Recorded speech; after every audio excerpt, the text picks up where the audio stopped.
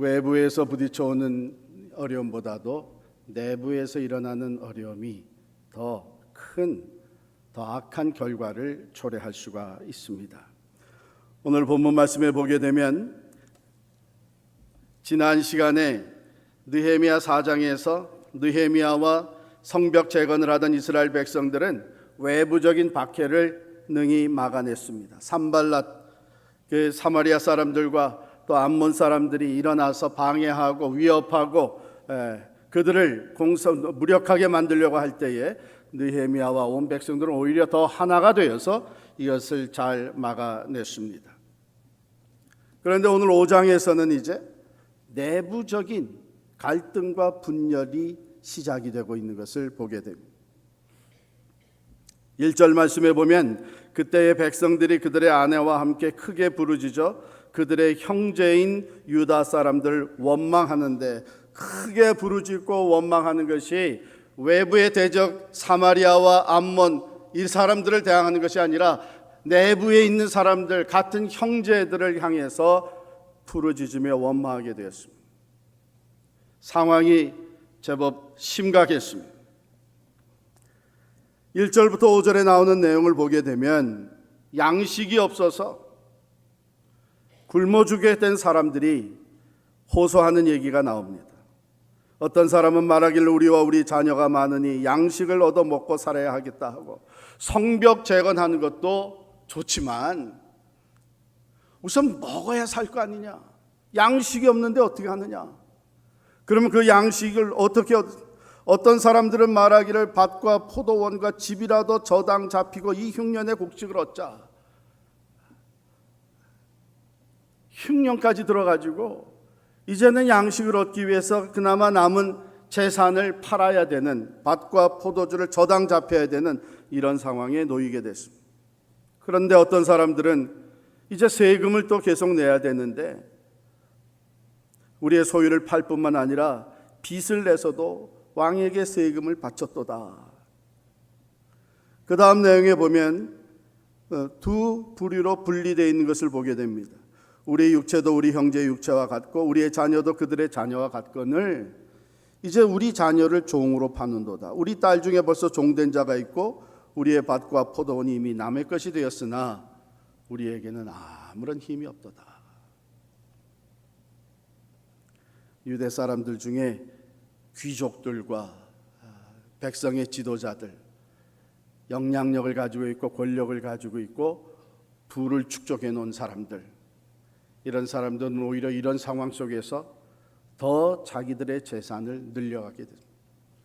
양식이 필요하다고 그러면은 밭을, 포도원을 가지고 오라. 저당 잡히고 우리가 양식을 줄 테니 가져가라. 돈이 필요하다고 그럼 내가 돈을 빌려줄 테니까 이자를 내라.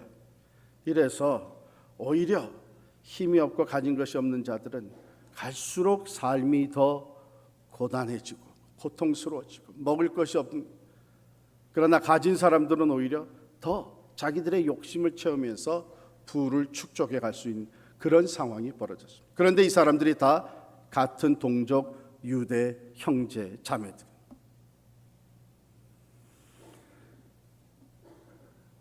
(1992년에) 플로리다의 허리케인 세인 앤드루스가 강타를 했을 때에 엄청난 피해를 봤습니다.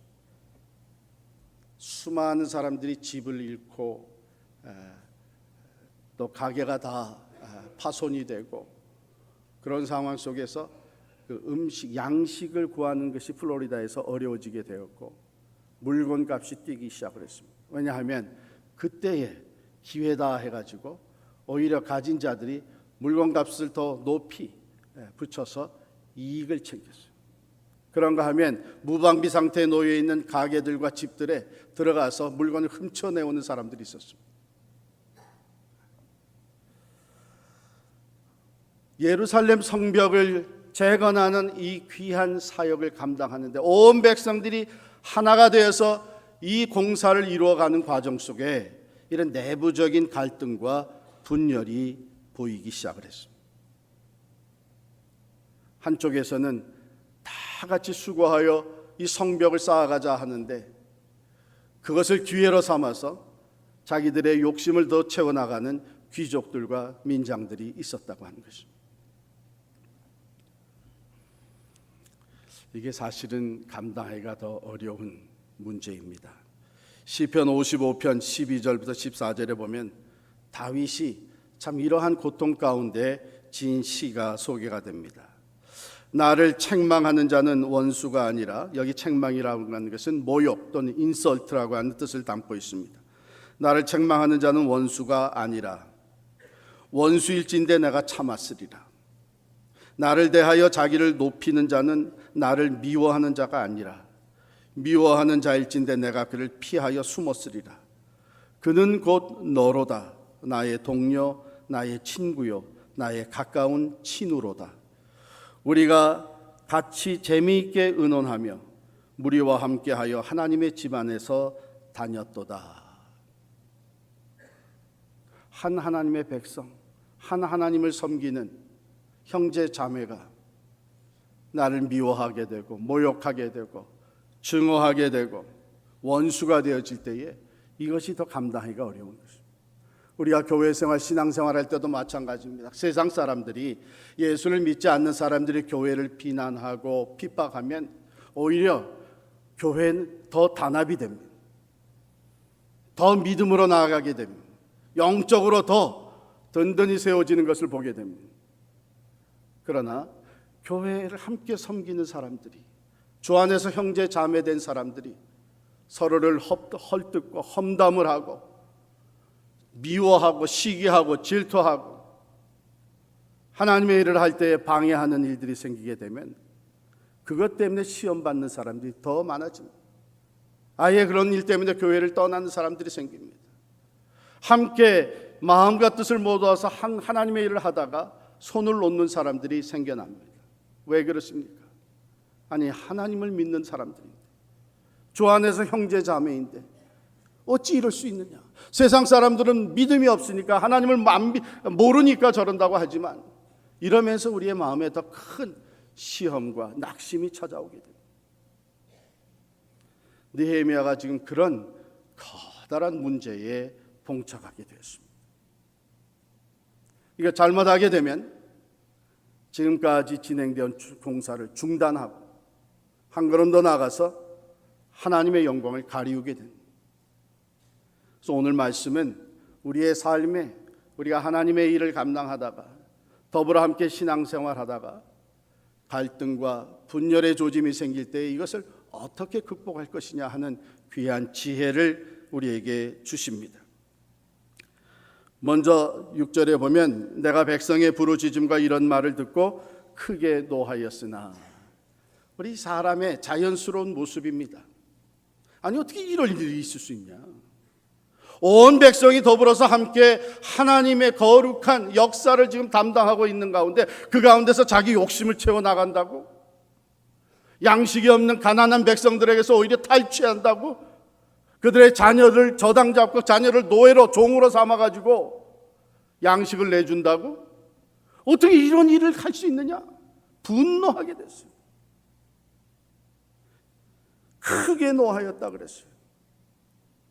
총독으로서 이 모든 사역의 리더로서 느헤미야는 크게 분노하였습니다. 그런데 여러분, 그 분노하는 것이 너무나도 당연한 일이고 자연스러운 일이겠지만 그 분노를 가지고 일 처리를, 갈등을 해소하려고 했다면 아무런 열매도 맺지 못했을 거예요. 오히려 더 악화됐을 것입니다. 그 다음 말씀이 중요합니다. 내가 백성의 부르짖음과 이런 말을 듣고 크게 노하였으나 깊이 생각하고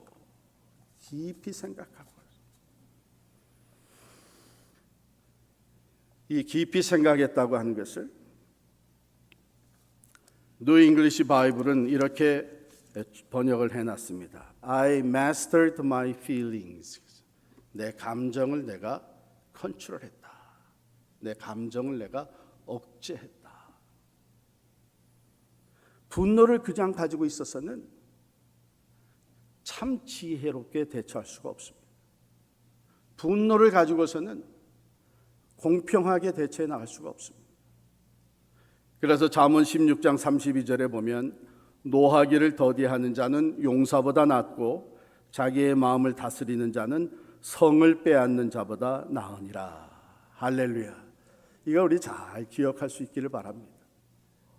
특별히 우리 중에 좀 쇼템퍼가 있는 사람들, 저도 사실은 그 피를 좀 받은 사람 중에 하나인데 이거 잘 기억해야 돼요. 감정을 잘 다스리고 깊이 생각했다고 하는 이 히브리 단어의 원뜻을 보게 되면 My heart consulted within me. 내 마음이 내 안에서 서로 컨설팅을 했다. 그 가운데 하나님이 주시는 지혜를 얻습니다. 하나님의 사람들은 내 감정을 내려놓고 하나님께 기도하면서 깊이 생각하며 무엇이 하나님의 뜻이고 하나님이 기뻐하시고 어떻게 해야만 하나님의 공의와 사랑이 충족될 수 있는지를 깊이 생각할 줄 아는 사람. 느헤미야가 그러한 시간을 가진 후에 그 귀족들과 민장들을 불러서 꾸짖으며 그들에게 바로 행할 것을 가르칩니다. 그런데 깊이 생각한 결과 느헤미야가 그들에 다가가는 모습, 그들에게 호소하는 모습, 그들을 책망하는 그 말씀의 내용이 참으로 그들이 받아들일 수밖에 없는 그런 내용으로 이어집니다. 첫 번째, 느헤미야는 사랑의 호소를 합니다. 7절부터 쭉 느헤미야가 한 얘기를 보게 되면 계속해서 강조되는 단어가 하나 나오는데 형제라고 하는 단어가 나옵니다. 우리는 형제가 아니냐. 우리가 어떻게 형제의 자녀를 내 노예로 삼을 수 있겠느냐. 즉 사랑의 호소를 하고 있는 것입니다. 우리는 예수 그리스도의 한 피 받아 한 몸 이룬 형제 자매들입니다.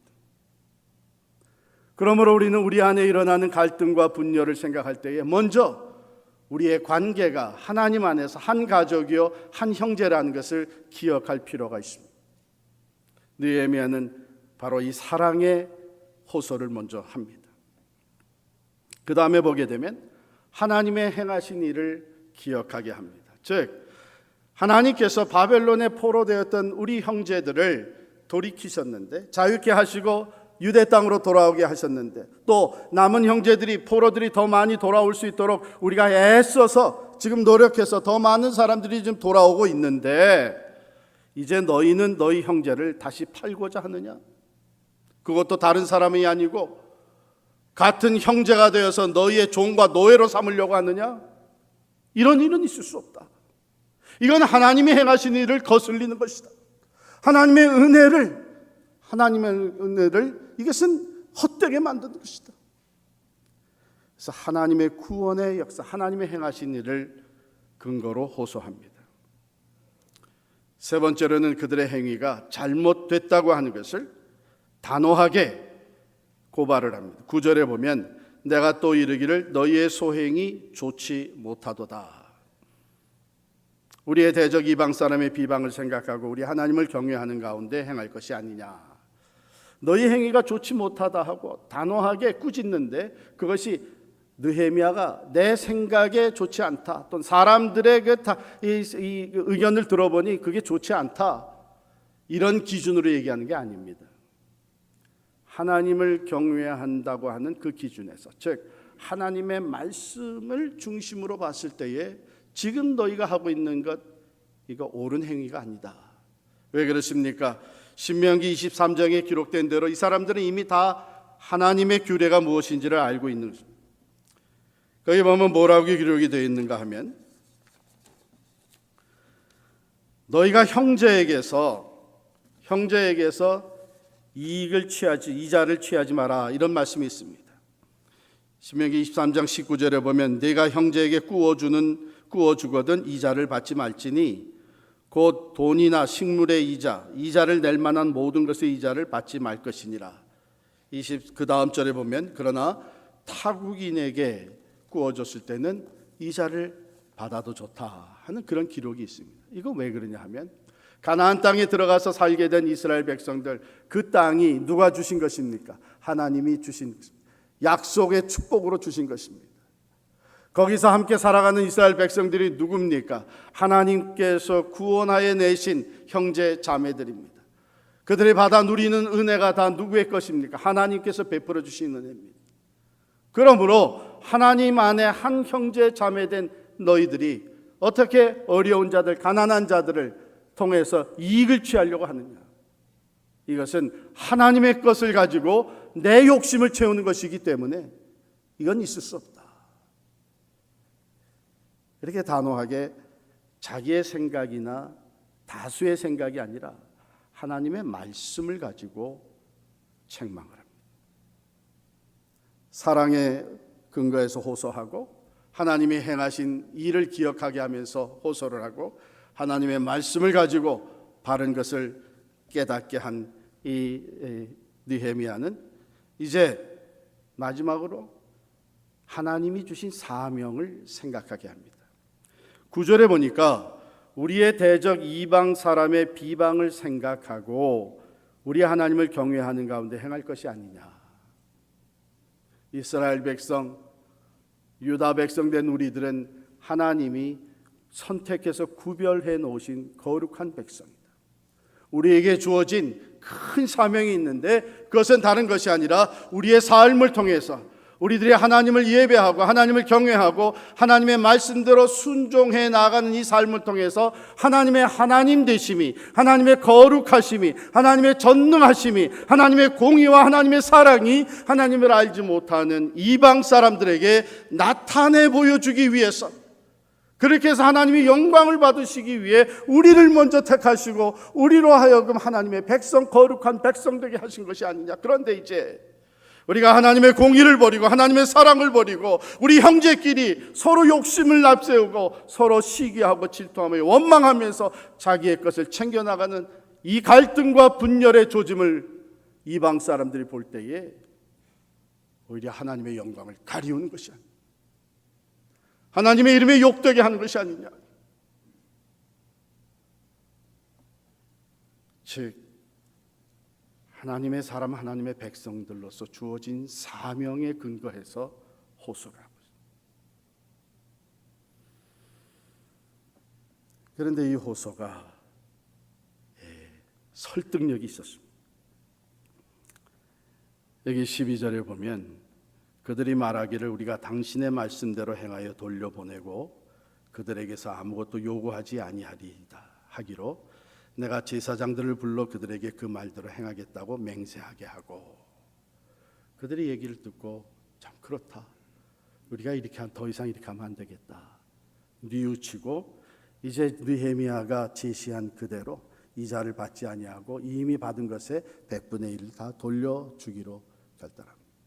그런데 이 느헤미야는 백성들이, 그 귀족과 민장들이 그냥 수긍하는 것으로만 끝나질 않습니다. 제사장들을 불러서 제사장들 앞에 그 말대로 행하겠다고 맹세하게 합니다. 이것은 제사장은 하나님과 백성들 사이에 중보자의 역할을 하던 사람들이죠. 그러므로 제사장들 앞에서 약속하고 맹세한다고 하는 것은 바로 하나님께 약속하고 맹세하는 거죠. 그렇게 하게 만들고 그 다음에 그가 이제 내가 옷자락을 털 때에 먼지가 다 떨어져 나가듯이 만약에 오늘 하나님 앞에 약속한 대로 맹세한 대로 하지 아니하게 되면 하나님께서 너희의 집과 산업에서 다 털어버릴 것이니라. 그래서 빈손이 되게 할 것이다. 아주 단호하게 하나님 앞에 바로 행할 것을 촉구할 때에 그들이 아멘, 아멘, 우리가 여호와를 찬송하고 그 말한 대로 다 이행하리라고 약속을 하게 됩니다. 자칫 잘못했다가는 성벽 재건의 그 성역, 거룩한 역사가 중단이 되고 내부적으로 갈등과 분열로 서로 싸우고 원망하고, 그리고 밖에 사람들에게, 이방 사람들에게 하나님의 영광을 가리우고 마는 이런 일이 벌어질 수 있는데 느헤미야의 리더십을 통해서 이것이 해결이 됩니다. 그런데 여러분 기억해야 될 것은 느헤미야가 이런 권위를 가지고 담대하게 하나님의 이름으로, 하나님의 말씀으로, 하나님이 맡겨주신 사명으로, 하나님께서 사랑으로 하나 되게 하신 것을 앞세워서 담대하게 그들을 꾸짖고 또한 설득할 때에 그들이 순응할 수 있었던 것은 느헤미야의 삶이 뒷받침하고 있었기 때문입니다. 오늘 5장 전체가 본문이지만 읽기를 13절까지만 읽었습니다. 14절부터 보게 되면 느헤미야는 유대 땅의 총독으로 부임했지만 이 성벽 재건의 역사를 감당하며 이 황폐한 땅이 다시 재건되어지고 하나님의 사람들이 회복되어지는 이 역사를 감당하는 12년 동안 그가 총독으로서의 녹을 받지 않았습니다. 오히려 자기가 가지고 있는 소유물을 들여서 자기가 거느리는 모든 사람들을 책임져 나갔고 또한 자기의 것을 빌려간 사람들에게 이자를 받지 않으며 하나님께서 맡겨주신 거룩한 사명, 하나님의 사람들의 삶과 그 땅이 회복되어지는 일에서 앞장서서 희생하는 모습을 보였습니다. 여러분, 이것이 리더의 권위입니다. 그 권위는 말에 있지 아니하고 삶에 있습니다. 말에 있지 아니하고 인격에 있습니다. 그 권위는 가르침이나 말에 있지 아니하고 사랑의 실천에 있습니다. 오늘 우리 교회들이 세상을 향하여 이 영적 권위를 가지고 하나님의 영광을 나타내며 하나님의 역사를 이루어 나가며 예수 그리스도의 복음을 전파하여 이 지역사회가 변화가 되어지고 하나님의 나라가 이루어지는 일을 감당하기 위해서는 교회가 이 영적 권위를 회복해야 합니다. 교회와 교회가 경쟁하고 다투며 교회 안에 형제 자매들이 서로 시기하고 질투하고 서로의 욕심을 채워나가는 모습은 하나님의 역사를 이루는 것보다는 하나님의 영광을 가리우고 맙니다. 세상 사람들로 말미암아 손가락질을 받게 되고 결국은 하나님을 욕되게 하는 일이 되고 마는 것입니다.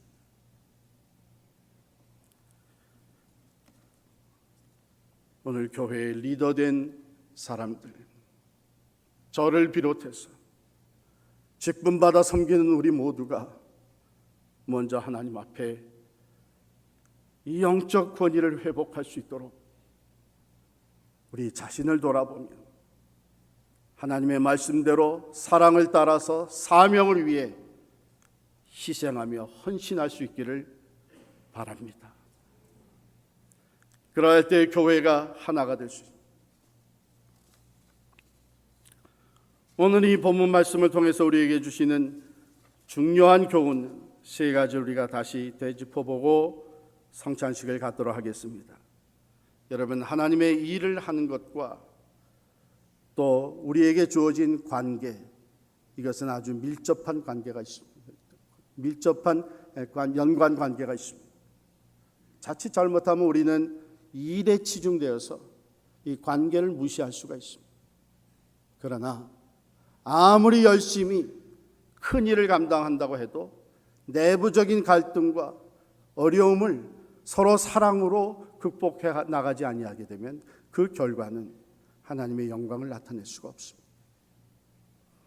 느헤미야는 성벽 재건을 하는 것도 중요하지만 이제 내부적인 갈등과 분열을 속히 해소하기 위해서 가장 먼저 그가 행한 호소한 것이 사랑의 근거에서 호소했습니다. 우리는 하나님 안에서 한 형제들 아니냐. 우리가 하나님의 일을 한다고 하면서 형제의 어려움과 형제의 고통과 형제의 연약함을 무시하고 오히려 그것을 통해서 우리의 욕심을 채워나간다면 이 어찌 하나님이 기뻐하시는 일이겠습니까? 그렇습니다. 우리 주님께서는 이 땅을 떠나가 승천하시기 전에 세상에 남겨두고 가시는 제자들에게 새 계명을 주셨습니다. 새 계명을 너희에게 주노니 서로 사랑하라. 내가 너희를 사랑한 것 같이 너희도 서로 사랑하라.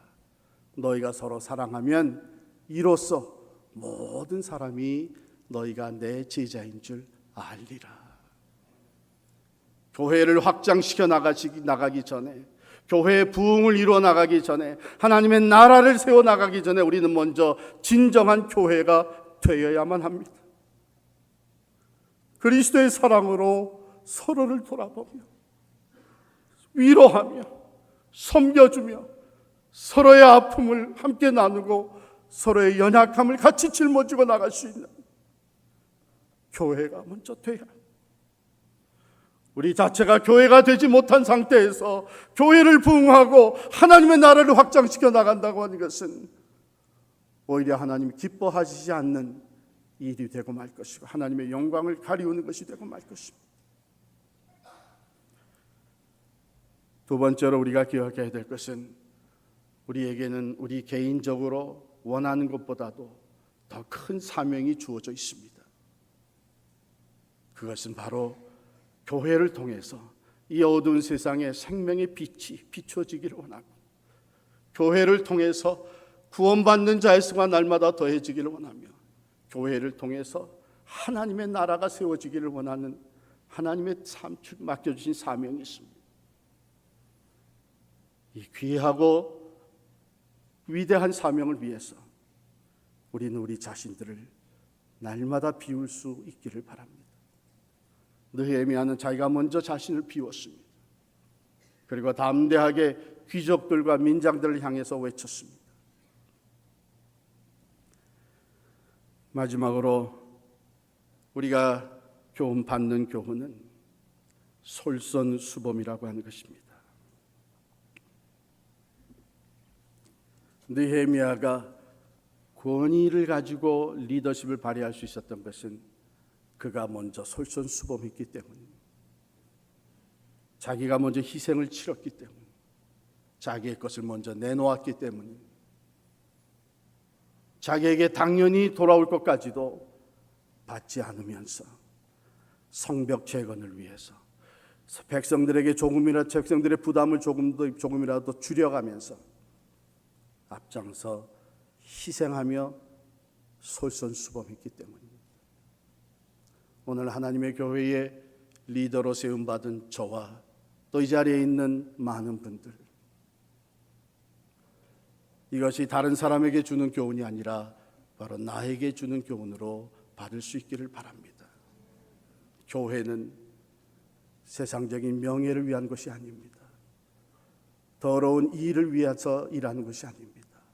교회는 거룩한 하나님의 사명을 위해서 부름받은 사람들이 주님의 십자가를 짓고 희생하며 섬기는 것입니다. 우리 주님께서 말씀하여 주셨습니다. 너희는 먼저 그 나라와 그 의를 구하라. 그리하면 이 모든 것을 너희에게 더하시리라. 느헤미야는 바로 이 믿음을 가지고 앞장서 희생하며 섬겼습니다. 오늘 5장 제일 마지막 19절에 보면 느헤미야가 이렇게 하나님께 기도합니다. 내 하나님이여, 내가 이 백성을 위하여 행한 모든 일을 기억하사 내게 은혜를 베푸시옵소서. 느헤미야가 가지고 있었던 믿음이 어떤 믿음입니까? 사람들은 알아주지 못한다고 할지라도 하나님은 다 아십니다. 내가 헌신하며 희생하며 내가 앞장서서 사랑으로 섬기는 이 모든 일을 하나님은 다 알고 계십니다. 하나님이 기억해 주실 것이라고 하는 것을 그는 분명히 믿었습니다. 뿐만 아니라 하나님은 내가 하나님 앞에 드린 헌신과 희생을 결코 잊지 아니하시고 갚아주신다고 하는 것을 분명히 신뢰했습니다. 그렇습니다. 너희가 먼저 그의 나라와 그의 의를 구하면 이 모든 것을 너에게 더하시리라고 주님께서 약속해 주셨습니다. 사랑하는 성도 여러분, 오늘 우리가 주의 성찬에 참여할 때에 바로 주님께서 솔선수범해서 하나님의 나라를 위해 이 땅에 교회들을 세워 우리들을 부르셔서 교회되게 하신 이 사역을 위해서 희생하신 것을 기억할 수 있기를 바랍니다. 우리가 그 주님의 십자가를 지고 내가 먼저 화목을 이루어 나가고 내가 먼저 용서의 손을 내밀고 내가 먼저 다른 사람들을 품어줄 수 있을 때에 그때의 교회는 교회가 될 수 있고 갈등과 분열을 극복하고 하나가 되어서 하나님이 맡겨주신 사명을 넉넉히 감당하게 될 줄을 믿습니다.